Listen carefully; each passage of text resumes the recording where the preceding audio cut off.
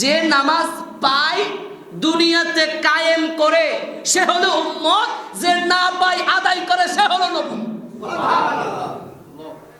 আপনি আমার কথা বুঝতে পারছেন?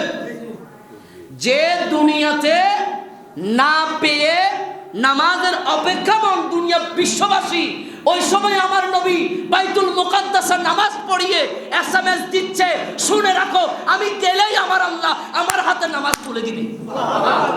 আমার নবীর ইলমে গায়েবের প্রকাশ এটা। সবাই আমার সাথে মুহাব্বতের আওয়াজে বলুন আউযু বিল্লাহি মিনাশ শাইতানির রাজীম বিবরকতে বিসমিল্লাহির রাহমানির রহিম ইন্নাল্লাহা ওয়া মালাইকাতাহু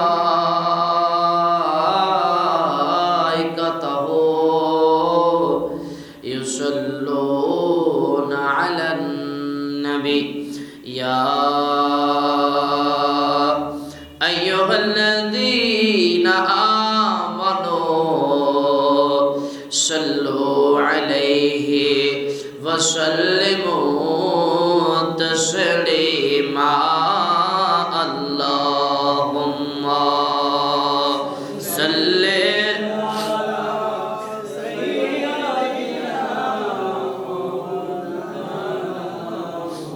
ওয়া আলা আলি সাইয়্যিদিনা মাওলানা মুহাম্মদ। ऐसी कुदरत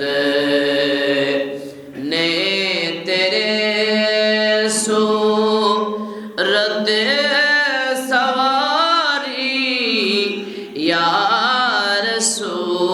रसूल, दोनों आलमों को हुई है शक्ल प्यारे या रसूल अल्लाहुम्मा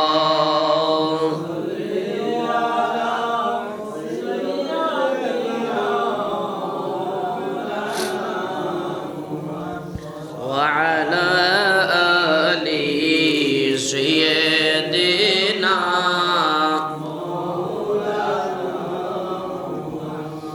या इलाही आफताबे हशरे जब हो थे फितर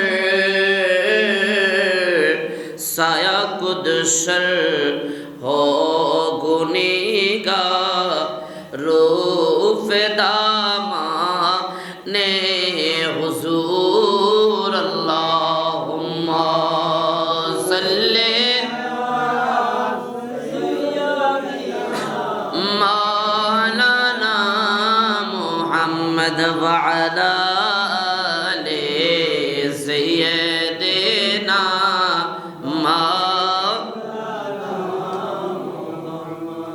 बिस्मिल्लाहिर रहमानिर रहीम सुम्मा दना फतदल्ला फकान क़ाब क़ौसैनि औ अदना सदक़ल्लाहुल अलियुल अज़ीम व सदक़ रसूलुहुन नबियुल हबीबुल करीम व नहनु अला ज़ालिका मिनश शाहिदीन वश्शाकिरीन वल्हम्दुलिल्लाहि रब्बिल आलमीन।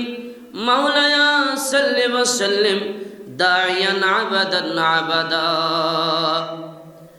आने वाला है महबूब मेरा, अर्श कुर्सी फरिश्तों सजाओ। সবাই আমার সাথে मोहब्बत बोलें आने वाला है महबूब मेरा, अर्श कुर्सी फरिश्तों सजाओ। सर्द कर दो जहन्नम की आतिशी और जन्नत को दुल्हन बनाओ। सुभान अल्लाह बोलें आने वाला है महबूब मेरा। আল্লাহ বলছে আমার হাবিব আসবে আরশ কুরসি ফেরেশতা সব কিছুকে সাজিয়ে দাও, জাহান্নামকে ঠান্ডা হয়ে যেতে বলো, আর সরদ কর দো জাহান্নাম কি আতিশ, জাহান্নামের যত আগুন আছে, যত জ্বালানি আছে, যত শাস্তি আছে, সব কিছুকে বন্ধ করে দাও, আর জান্নাত কো দুলহান বানাও, জান্নাতটাকে সাজিয়ে সুন্দর মতে হাবিবের শুভ আগমনের জন্য রেডি করে দাও। সুবহানাল্লাহ। উম্মে হানি কি গর কমলি वाले सूरह तो जिब्रील आए, उम्मे हानी की गर कमली वाले सूरह तो जिब्रील आए और बोले कि ये हुक्म रब है। सुबहानाल्लाह बोले। জিব্রাইল এসে আমার নবীর কদমে নিজের জিভটুকু লাগিয়ে দিয়েছেন। সুবহানাল্লাহ। লাগিয়ে দিয়ে রাসূলকে ঘুম ভাঙাচ্ছেন। উম্মে হানির ঘরের মধ্যে আমার নবী ঘুমাচ্ছেন। ঘুম মুবারকের মধ্যে আল্লাহ পাঠাইলেন, জিব্রাইল তুমি যাও হাবিবকে দাওয়াত দাও, আমি আল্লাহ আমার হাবিবকে দেখতে মন চাচ্ছে। সুবহানাল্লাহ।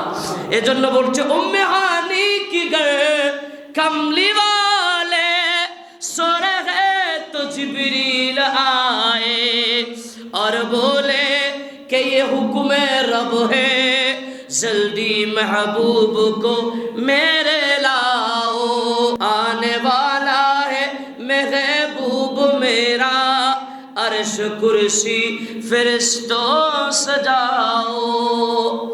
আলহামদুলিল্লাহ ওয়া শুকরিল্লাহ। আল্লাহর দরবারে অসংখ্য শুকরিয়া আদায় করছি যে রব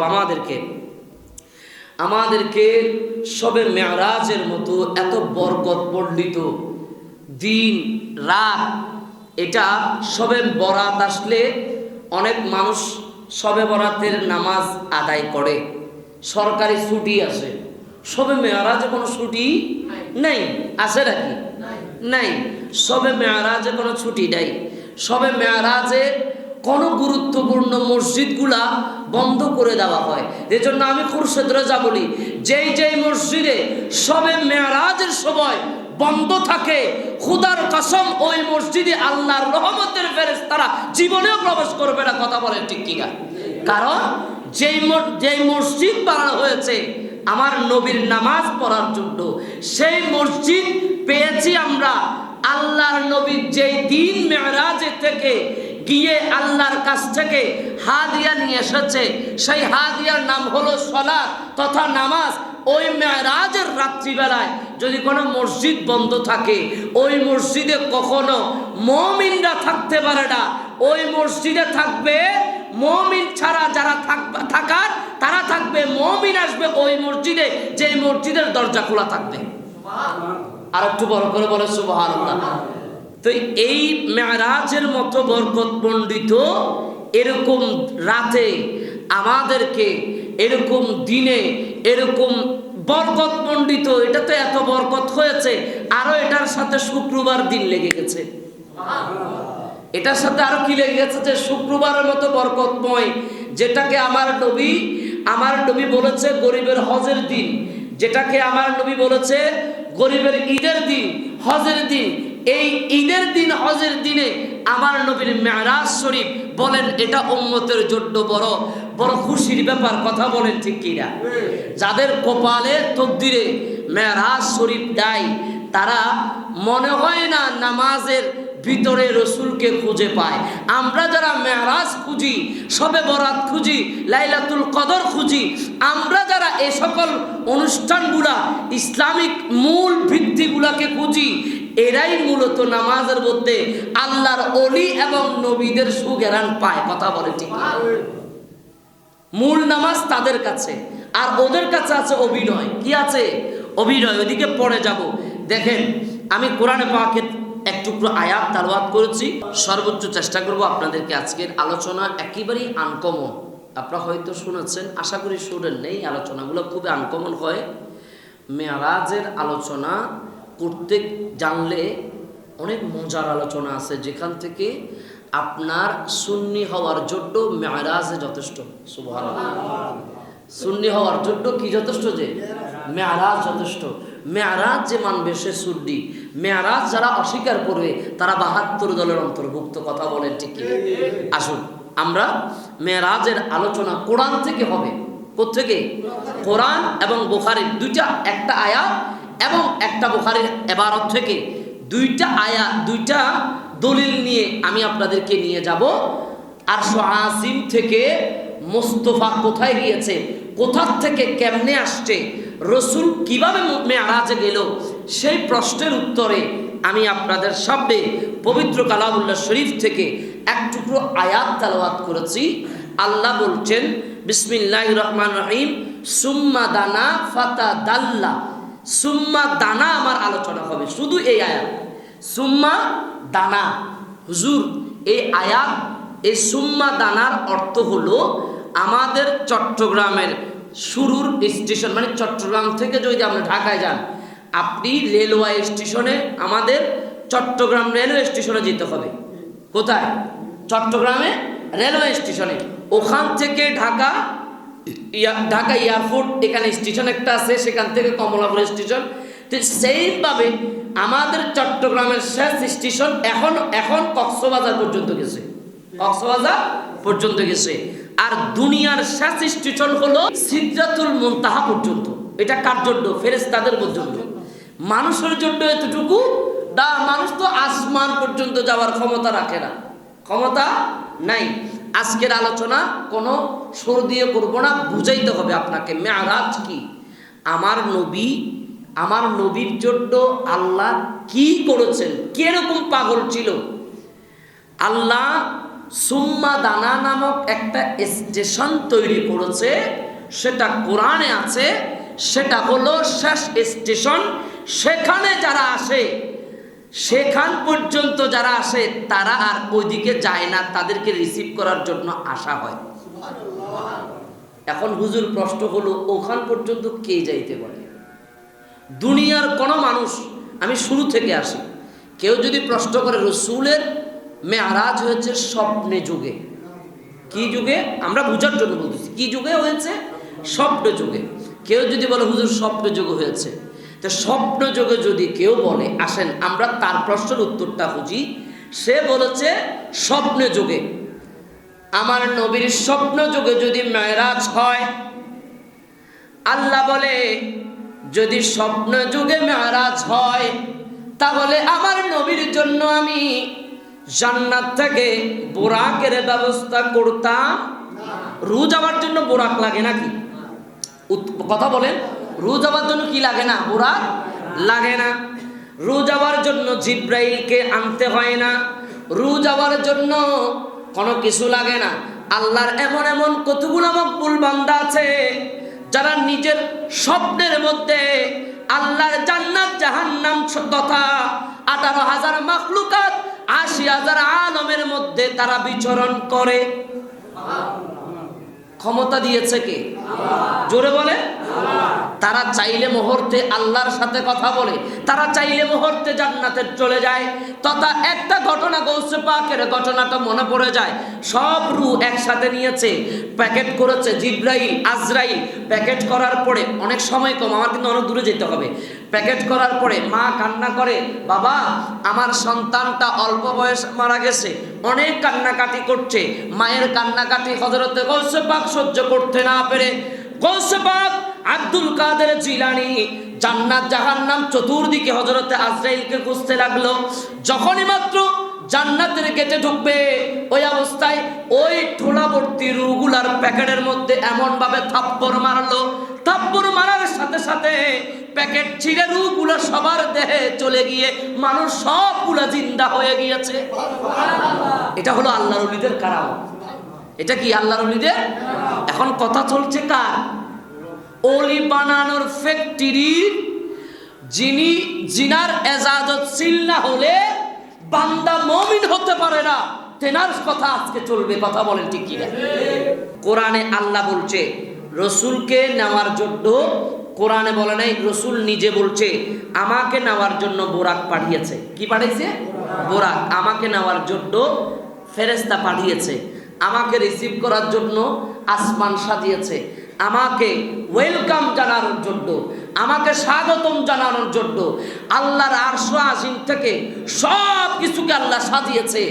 মনে রাখবেন, আমার নবীকে নেওয়ার জন্য আল্লাহ সাজিয়েছে, কিন্তু যখন দুনিয়াবাসীকে আল্লাহ বলছে আপনার নাতিকে যদি কেউ মারে, আপনার মানে ছেলের বউয়ে তার মেয়েকে মারতেছে, আপনি বলেন এই বউ নাতিকে মারিও না, নাতিটাকে এভাবে করে নিয়ে আসেন।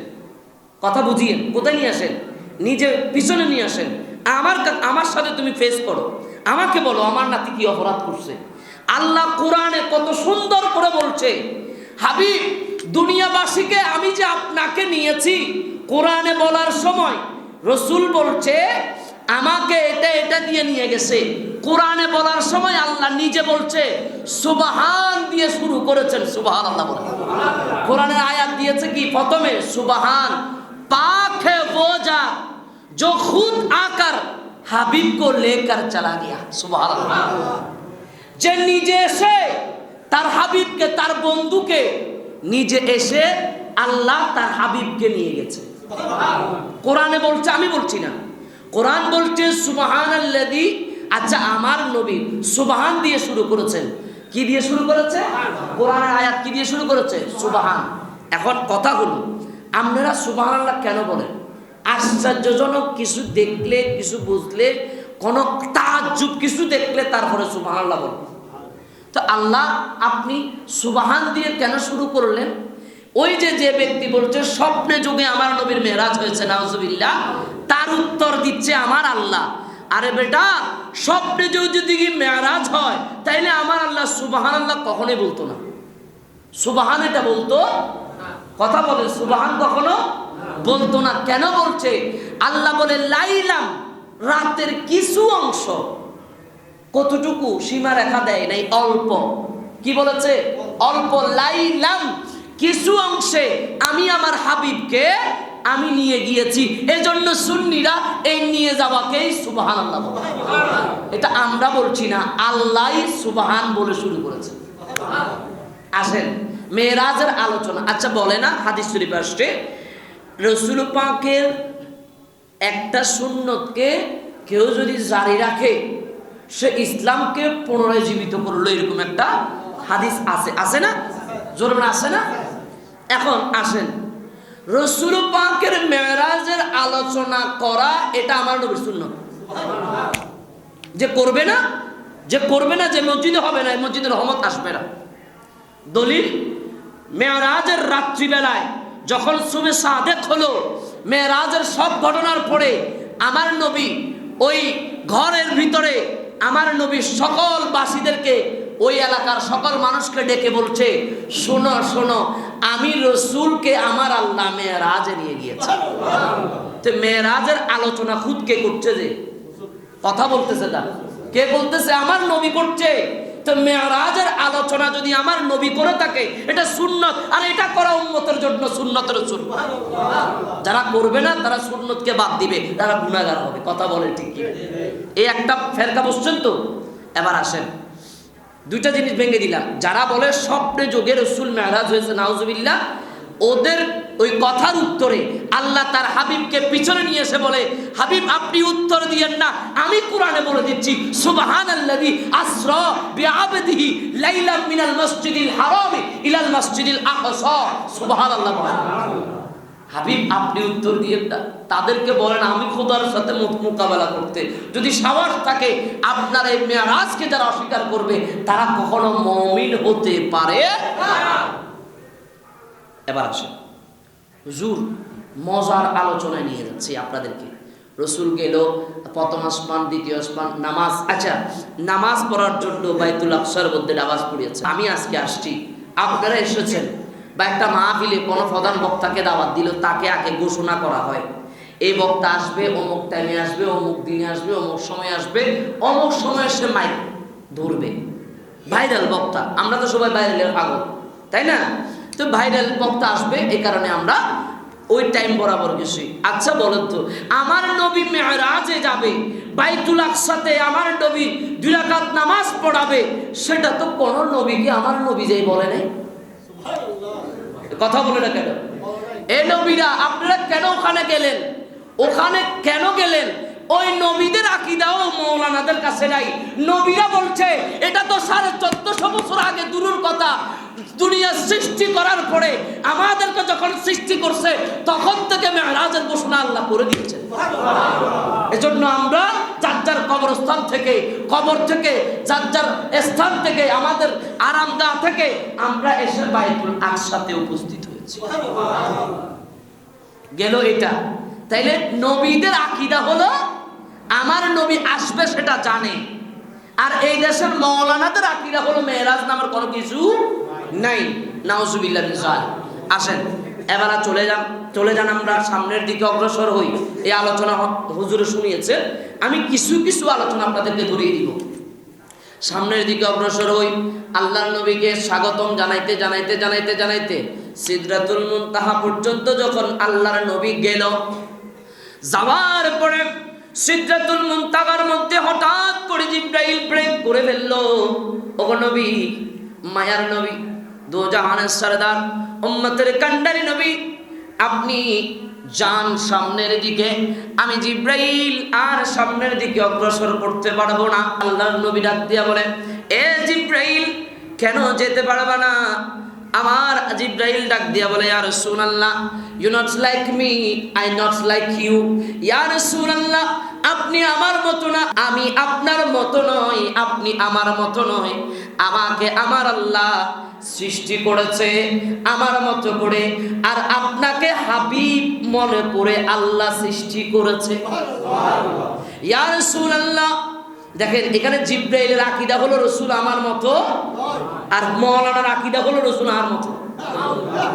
জিবরাইলের তুলনায় তারা বড়লাকা বেশি করছে। যে জিবরাইলে খোদার কালাম, খোদার 30 পারা কালামুল্লাহ শরীফ রাসূলের কাছে নিয়ে এসেছে, ওনার চাইতে জ্ঞানী আর কে আছে? আর কে আছে? তেনার জায়গা থেকে আমাদেরও এলেম জিবরাইলের এলেমের মতো নাই। বলেন এই জিবরাইলের এলেম কতটুকু মাপা যাবে? সে মাপার মতো দাড়িপাল্লা আমার মনে হয় দুনিয়াতে আল্লাহ সৃষ্টি করে নেয়। সুবহানাল্লাহ। জিবরাইল বলে, ইয়া রাসূলুল্লাহ, আমি আপনার মতো না, আমি সামনের দিকে যেতে পারবো না। ইয়া রাসূলুল্লাহ, মায়ার নবী, আপনি আপনার মতো করে চলে যান। আমার ভাইরা বলেন, আমারে যদি কবরস্থানের সামনে মাহফিল শেষ করছি আপনাদের এলাকায়, কবরস্থানে ফার্দি ছাড়ি দেয়, আমি কি যাবনি সামনের দিকে? কমু যে সকালবেলা যাবো, তো এনে থাকি যাই। কথা বলে না কেন? আমার নবীর সামনের দিকে গেল, অগ্রসর হওয়ার আগেই জিবরাইল ডাক দিয়ে বলে, ইয়া রাসূলুল্লাহ, ও মায়ার নবী, দু জাহানের সরদার, উম্মতের কান্ডারি নবী, আমাকে একটু আপনার কাছে আমার একটা অ্যাপ্লিকেশন। বলে কি অ্যাপ্লিকেশন? বলে, ইয়া রাসূলুল্লাহ, আমাকে একটু কষ্ট করে আল্লাহর কাছে কিছু আমার জন্য চাইতে পারবেন? বলে কি? বলে সকল নবীদের চাহিদা নিয়ে এসে তুমি এখান থেকে আল্লাহকে জমা দাও। এখন তোমার চাহিদা আমাকে জমা দিচ্ছ যে আমি আল্লাহর কাছে গিয়ে বলতাম। কি বলতেছে যে আল্লাহ, ইয়া রাসূলুল্লাহ, সকল নবীদের চাহিদা পত্রগুলা, এভিডেন্সগুলা, ডকুমেন্টসগুলা, অ্যাপ্লিকেশনগুলা আমি জিবরাইল সিদরাতুল মুনতাহার সাথে আল্লাহর সাথে কথা বলি এখানে থেকে, কিন্তু আজকে আমি শেষ হয়ে গেলাম, আমার জায়গা লিমিটেশন ক্রস করতে পারবো না। ইয়া রাসূলুল্লাহ, আমারও তো একটা চাহিদা আছে। সুবহানাল্লাহ। রাসূল আমার ডাক দিয়া বলে, জিবরাইল, কি চাহিদার কথা বলো? বলে, ইয়া রাসূলুল্লাহ, আমার একটা চাহিদা আছে। আমি দেখেছি আপনি রাসূলুল্লাহ উম্মতের জন্য চোখের পানি ছেড়ে ছেড়ে কান্না করেছেন। আপনার মেয়ে ফাতেমা, তার বিয়ের মধ্যেও আমি দেখেছি, তার বিয়ের মধ্যেও কাবিন কোনো টাকা পয়সা হয় নাই। আল্লাহ ঘোষণা করেছে জান্নাতে যা মন চায় তোমার নিয়ে কাবিন করে নাও। আমার মা ফাতেমা বলে, না না, আমি আমার কোনো সম্পদ নিব না, টাকা নিব না, কিচ্ছু নিব না, আমার কাবিন হবে রব্বি হাবলি উম্মতি। মা ফাতেমার বিয়ের কাবিন, আমাদের দেশে 10-12 লাখ 20 লাখ 1 কোটি ছাড়া বিয়ে হয় না, আর আমার নবীর কন্যা মা ফাতেমার বিয়ে হয়েছে শুধু রব্বি হাবলি উম্মতি। নামাজ তারা আদায় করেছে না আমার নবী? কোথায় কোথায় নামাজ আদায় করেছে? বাইতুল মুকাদ্দাসে নামাজ আদায় করেছে। দেখেন এই জায়গায় একটা তক্তা ভুলে গেছি, আমি বলতেছি, আচ্ছা, নামাজ কি বাইতুল আকসাতে আসছে, বাইতুল মুকাদ্দাসে নামাজ রাসূল মেরাজে যাচ্ছে, এখনো নামাজ ফরজ নামাজ পাই নাই, নামাজ কথা বলেন না, নামাজ পাই নাই, ফরজ তো দূরের কথা, নামাজ পাই নাই। দেখেন আমার নবী নামাজ আদায় করেছে। যে নামাজ পায় দুনিয়াতে কায়েম করে সে হলো উম্মত, যে না পায় আদায় করে সে হলো নবী। আপনি আমার কথা বুঝতে পারছেন? যে দুনিয়াতে না পেয়ে নামাজের অপেক্ষামান দুনিয়া বিশ্ববাসী, ওই সময় আমার নবী বাইতুল মুকাদ্দাসে নামাজ পড়িয়ে এসএমএস দিচ্ছে, শুনে রাখো আমি গেলেই আমার আল্লাহ আমার হাতে নামাজ তুলে দিবে। আমার নবীর ইলমে গায়েবের প্রকাশ এটা। এবার সামনের দিকে অগ্রসর হই। সামনের দিকে গেল, আমার নবী সিদরাতুল মুনতাহা ক্রস করে জিব্রাইলের অ্যাপ্লিকেশন নিল। অ্যাপ্লিকেশনটা ছিল, ইয়া রাসূলুল্লাহ, ওগো মায়ার নবী, আমি আপনাকে সারা জীবন চোখের পানি ছেড়ে ছেড়ে কান্না করতে দেখাচ্ছি, রাত সারা রাত আপনি রাসূলুল্লাহ উম্মতের জন্য চোখের পানি ছেড়ে ছেড়ে নামাজ আদায় করেছেন, আপনার পাগুলো ফুলে যেত, পা মোবারকের মধ্যে পানি চলে আসতো। ইয়া রাসূলুল্লাহ, এত কষ্ট আপনি করেছেন। ওগো মায়ার নবী, দু জাহানের সরদার, উম্মতের কান্ডারি নবী, আমি আপনার কাছে অ্যাপ্লিকেশন করতে চাই, ফুলসিরাতের মধ্যে আপনার উম্মতগুলো যখন উঠবে, দুমদুম তাদের গুনার কারণে তারা পড়ে যাবে, দাঁড়াই থাকতে পারবে না। ইয়া রাসূলুল্লাহ, আমি জিব্রাইলের ডানাটুকু আল্লাহর কাছে অ্যাপ্লিকেশন করবেন, আল্লাহ যেন আমার ডানাগুলো ফুলসিরাতের নিচে যেন বিছিয়ে দেয়, আমি যেন আপনার উম্মতগুলো যখন পড়ে যাবে, আপনার উম্মতগুলো যখন ফুলসিরাত থেকে দুমদুম পড়ে যাবে, হঠাৎ করে পড়ে যাবে, হাঁটতে পারবে না, ওই সময় আমি জিব্রাইল আমার ডানাটুকু দিয়ে আপনি রাসূলুল্লাহ যেমন কষ্ট সহ্য করেছেন, আমিও আপনার উম্মতের জন্য কিছু করতে পারি নাই। ইয়া রাসূলুল্লাহ, আপনার এই উম্মতগুলোকে আমি জিব্রাইল আমার ডানা দিয়ে মুরগি যেমন তার বাচ্চাকে চিল থেকে বাঁচায়, আমি আপনার উম্মতকে ওই মুরগির মতো করে আপনার উম্মতগুলোকে জাহান্নাম থেকে বাঁচিয়ে আমি তাদেরকে জান্নাতে নিয়ে। তার দিলের মধ্যে এত রহমত এসেছে, সে নিজেও আমাদের উম্মতের জন্য পাগল হয়ে গিয়েছে। আমার নবী চলে গেলেন সুম্মা দানা নামক একটা স্টেশনে। কোথায়? সুম্মা দানা নামক একটা, সেই স্টেশনের পরে আর কোনো স্টেশন, জোরে বলেন, নাই। সেখানে যাবে শুধু আমার নবী, আর কোনো নবী যাওয়ার কোনো সুযোগ, আর কোনো সুযোগ নাই। আমার নবী সিদরাতুল মুনতাহা শেষ করে সুম্মা দানা পর্যন্ত চলে গেল। সুম্মা দানা স্টেশন পর্যন্ত যাওয়ার পরে আমার আল্লাহ ডাক দিয়ে বলে, ফাতাদাল্লা হাবিব, আপনি এত দূর পর্যন্ত সফর করে এসেছেন, আমি আল্লাহ আপনাকে একটু দাঁড়ান, ইফ ইয়া মুহাম্মদ বলছে, কিতাবে আসছে ইফ ইয়া মুহাম্মদ, হে হাবিব আপনি ওখানে দাঁড়ান। সেটা কোন জায়গা? সুম্মা দানা সেই স্টেশনে।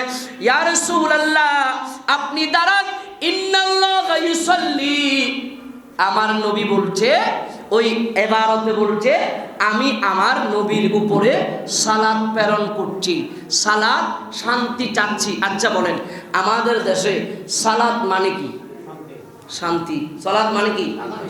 সালাত কায়েম করে, কেউ সালাম দেয়, কেউ সালাত আদায় করে, এক একবার এক এক সময় এক এক সিস্টেমে এক একবারে তারা ফলো করে জিনিসগুলা। এখন এই সালাতের অর্থ কি? মুফাসসিরিন কিরামগণ বলছে, এই সালাতের আরেকটা অর্থ হলো রিসিভ করা। এটা বুঝেনি আমার কথা? এই সালাতের আরেকটা অর্থ হলো আপনি দাঁড়ান, আমি আল্লাহ নিজে আসছি আপনি রাসূলকে রিসিভ করার জন্য।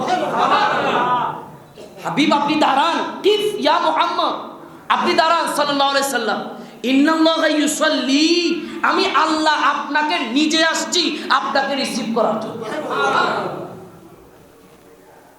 এই আলোচনা খুব ইউনিক ছিল।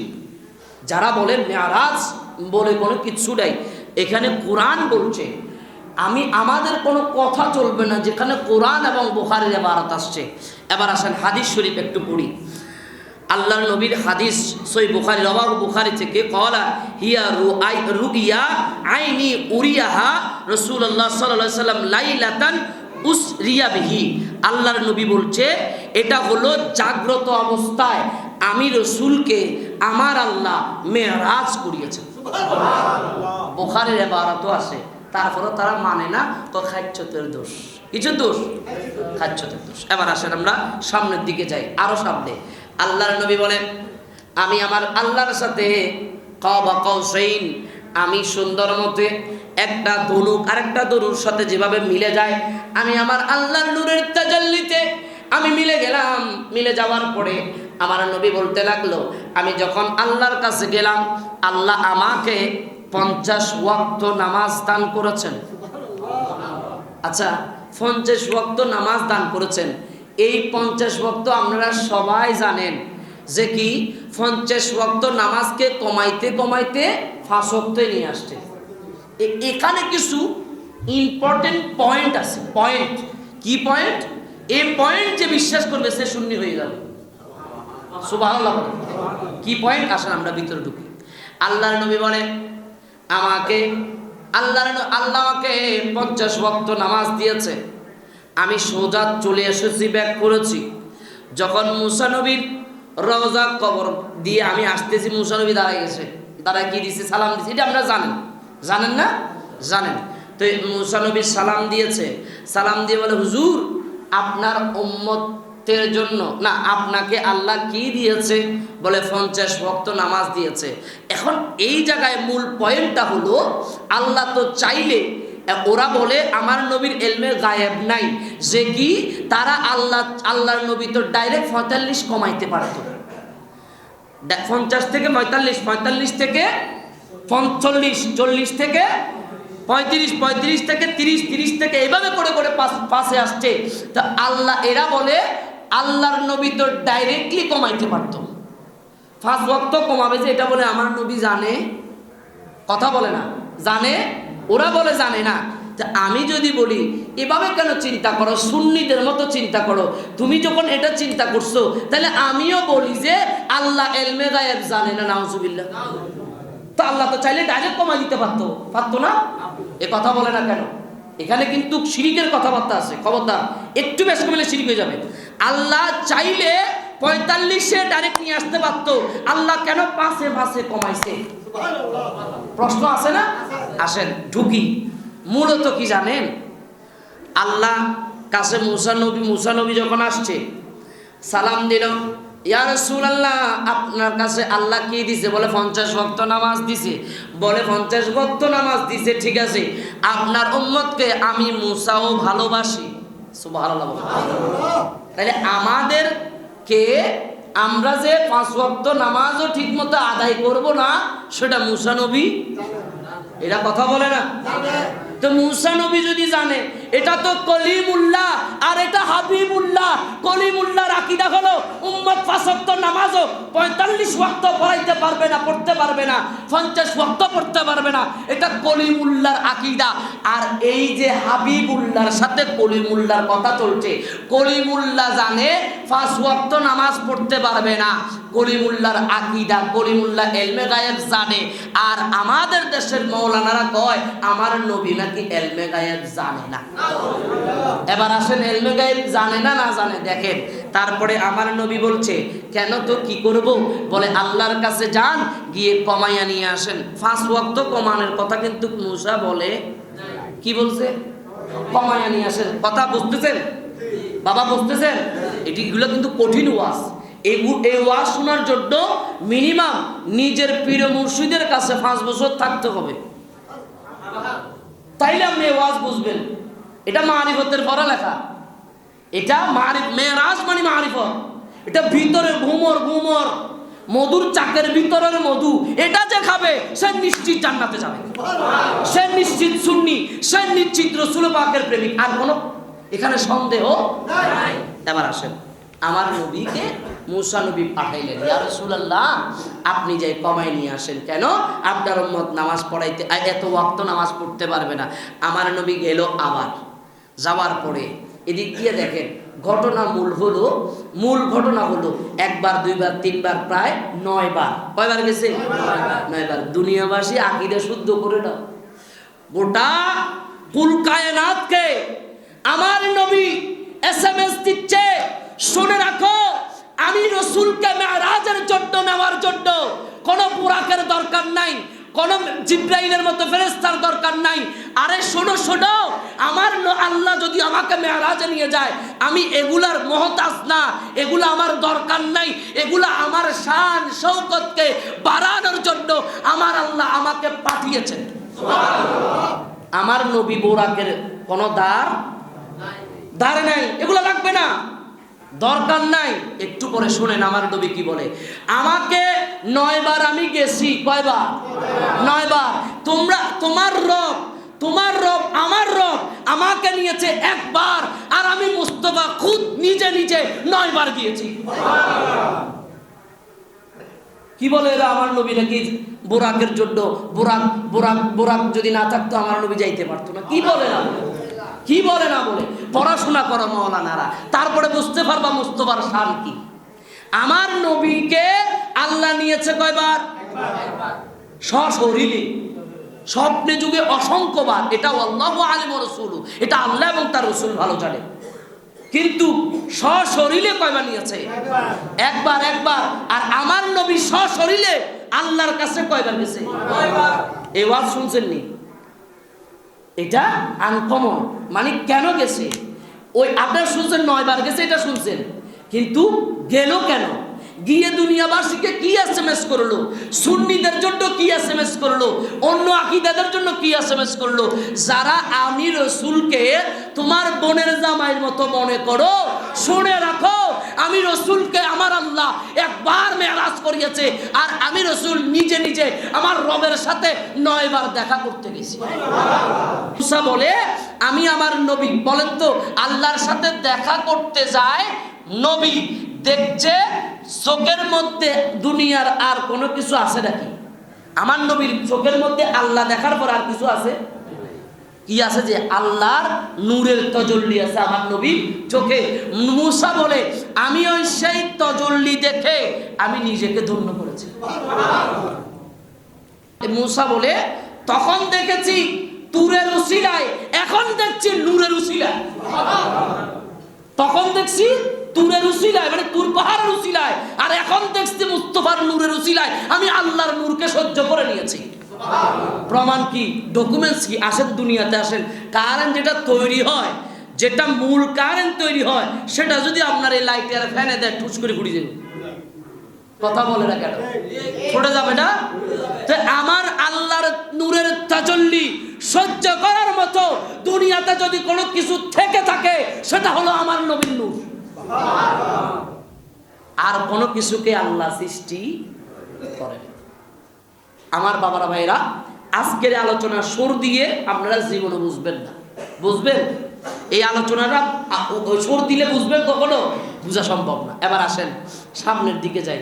তো মুসা নবী বলে ইয়া রাসূলুল্লাহ, আপনি 1 বার 2 বার 3 বার 9 বার গেছেন। 9 বার গিয়ে মুসাকে প্রশ্ন করেন, মুসা আপনার লাভ কি? বলে আমার 2টা লাভ।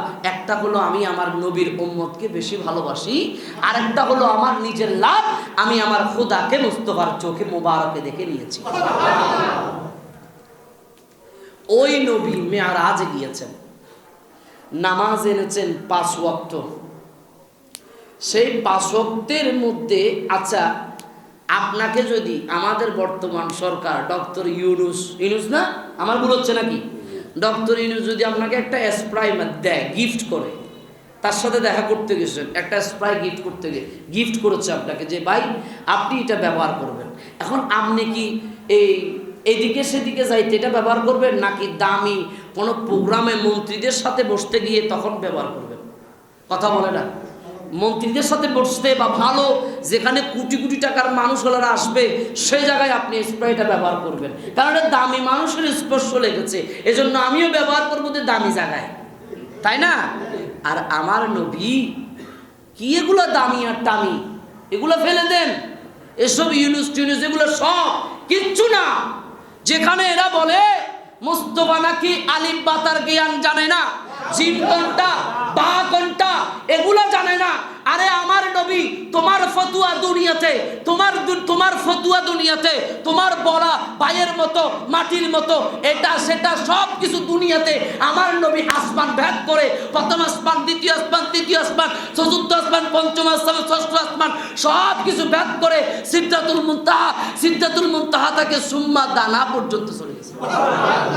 আর তোমার দেওয়া ফতুয়া দুনিয়াতে আমার নবী সিদরাতুল মুনতাহা ভেদ করে আমার নবী সুম্মা দানা পর্যন্ত চলে গেছে।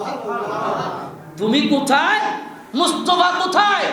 এজন্য আমাদের দেশে যারা এসব কথা বলে, আমি বলি শুনে রাখো, তুমি যেমন তোমার নবীকে মাটি মনে করো, কিছু মানুষ সালাত আদায় করে তারপরে তার চেহারা মাটির মতো, আর সুন্নিরা নামাজ পড়ে মাজার জিয়ারত করে তাদের চেহারায় আলাদা একটা নূর খুঁজে পাওয়া যায়।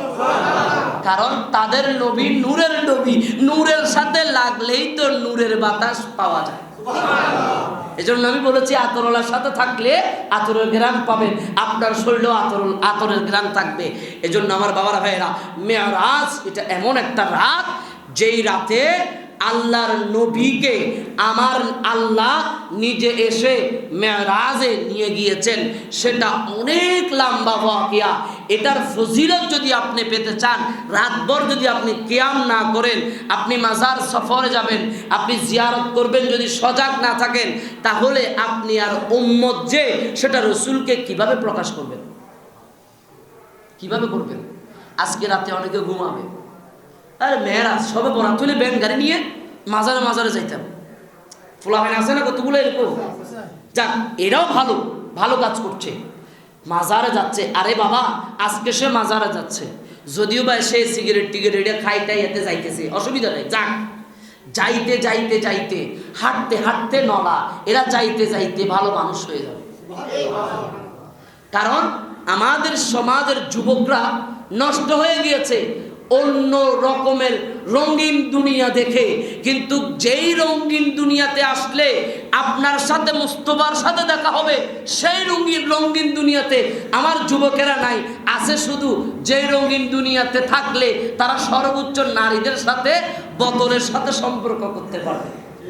কথা বলে। কিন্তু ওই রঙের কবি নজরুল ইসলামও শরাব খেয়েছে, সেটা হলো নবীর শরাব। যে শরাব খাওয়ার সাথে সাথে মানুষ তার চেঞ্জ আউট হয়ে যায়। অনেকে কন্ট্রোল করতে পারে, অনেকে কন্ট্রোল করতে পারে না। যারা কন্ট্রোল করতে পারে না তাদেরকে মজজুব বলে, যারা করতে পারে তাদেরকে আল্লাহর ওলি বলে। একটা হলো নরমাল আল্লাহর ওলি। নরমাল মানে কিরকম নরমাল? সে নিজেকে আল্লাহর দেওয়া প্রদত্ত শক্তিকে কন্ট্রোল করতে পারছে, সে আল্লাহর ওলি। আর যে মজজুব ওলি, সে অনেক গরম হয়, যেটা বলে সেটা করে ফেলে। এজন্য আল্লাহর ওলি হতে গেলে, মুমিন হতে গেলে আপনাকে মুস্তাফার রঙে রঙিন হতে হবে, তাহলে আপনি আল্লাহর ওলি হতে পারবেন। আপনি বলার সাথে সাথে হয়ে যাবে। অনেকেই দেখবেন আপনাদেরকে অনেকভাবে অনেক মানুষ অভিশাপ দেয়। একটা শিক্ষণীয় বিষয় বলি, আমাদের যুবকেরা যারা ছোটবেলায় এই ইয়াং ধরেন 17-18 বছর হয়েছে, মা বাবার সাথে উগ্রতামি করে, সমাজের মানুষের সাথে উগ্রতামি করে, মুরব্বীদের সাথে উগ্রতামি করে, এই ছেলেগুলা একটা সময় গিয়ে সে কষ্টে পড়ে যায়। আর নয়তো বা সে বাবা মা হতে পারে না। সেই সেম কাজ মেয়েরাও করে। বিয়ের পরে এই মেয়েগুলা আর সন্তান প্রসব করতে পারে না, সে আর কোনো ধরনের মা হতে পারে না, ওই ছেলেটা বাবা হতে পারে না। কি কারণ? ওই যে একটা কারণ, সে তার জীবন চলাকালীন কোনো মুরব্বীর সাথে বিয়াদবি করেছে, সে সৎ মানুষ ছিল, সে তার অভিশাপ লেগেছে, এই কারণে সে বাবা হতে পারে নাই। আর না হতে বা বিদেশ গিয়ে আটকে গেছে। দুনিয়ার সব কাজ সব কিছু কমপ্লিট করার পরে একটা কাজে সে আটকে যায়। সেই কাজের কারণ হলো মানুষের সাথে বিয়াদবি করার কারণ, মুরব্বীদের সাথে বিয়াদবি করার কারণ। এই জন্য যুবক ভাইয়েরা, আমি আপনাদেরকে বলবো, জীবনকে সুন্দর করতে মুরব্বীদেরকে কদর করতে হবে, সমাজকে সুন্দর রাখতে হবে। নিজেদের বন্ধু মহলকে খুশি করতে গিয়ে আরেকজন মুরব্বীকে চায়ের দোকানে তুচ্ছ তাচ্ছিল্য করে কথা বলা, এটা কখনো পসিবল না, এটা কখনো করা যাবে না। এই মুরব্বী সাদা দাড়িওয়ালা, এটা আপনার কাছে দূরেতে বাংলাইতে সব কিছু অটো হয়ে গেছে। হ্যাঁ, কিন্তু এদের দোয়া আল্লাহ কবুল করে তাড়াতাড়ি। কেন? তারা আপনার কি বলেন, তাদের সাদা দাড়ি দেখলে আল্লাহ তাড়াতাড়ি তাদের দোয়া কবুল করে দেয়। এজন্য আমার বাবারা ভাইরা, মেরাজের শিক্ষা হলো নামাজ।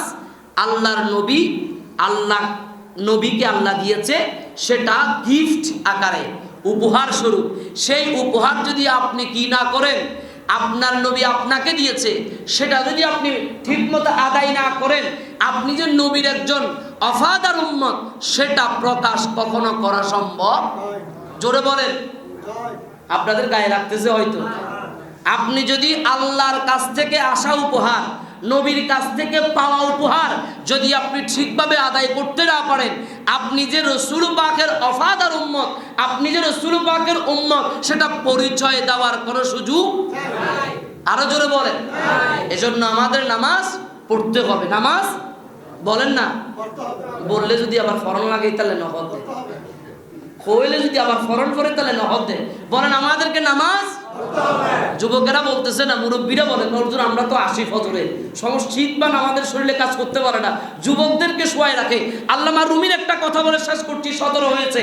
আল্লামা রুমি বলছে, আমি আমার দেহকে দুনিয়াতে শাস্তি দিয়েছি, দুনিয়াতে আমার দেহকে কষ্ট দিয়েছি, কবরে আমার রূহকে শান্তি রাখার জন্য। মাওলানা রুমি বলছে, আবার বলছি, আমি আমার দেহকে কষ্ট দিয়েছি দুনিয়ায়, আর কবরে আমার রূহকে সুন্দর রাখার জন্য, ভালো রাখার জন্য, কবরে আমার রূহকে সুন্দর কর রাখার জন্য আমি আমার দেহকে কষ্ট দিয়েছি। আর আমাদের দেশের যুবকেরা তাদের এই সুন্দর দেহকে সুন্দর রাখে, রূহকে কবরে কষ্ট দিতে চায়। কথা বলেন, জোরে বলে। এবার আপনি বলবেন হুজুর এটা আবার কিরকম কথা বললেন। যাক, আর কথা বলবো না, কথা বাড়াবো না, 18 হয়ে গেছে, 10-এর মধ্যে ছেড়ে দেওয়ার জন্য হুজুরে বলছে। শীতকাল, টাইম অনেক কম। যাই হোক, আমার জন্য দোয়া করবেন। আপনাদের যে মেরাজের আলোচনা বলেন, এটা আনকমন হয় নাই, একটু ইউনিক হয় নাই। আল্লাহ আপনাদেরকে বুঝার তৌফিক দান করুক, আমাকে এবং আপনাদেরকে ভালোভাবে মেরাজের আলোচনা সুন্দরভাবে বুঝে নামাজটুকু মুহাব্বতের সহিত আদায় করার মতো সে শক্তি আমাদেরকে নসিব করুক। ওয়া আখির দাওয়ানা আলহামদুলিল্লাহি রাব্বিল আলামিন। আসসালামু আলাইকুম ওয়া রাহমাতুল্লাহ।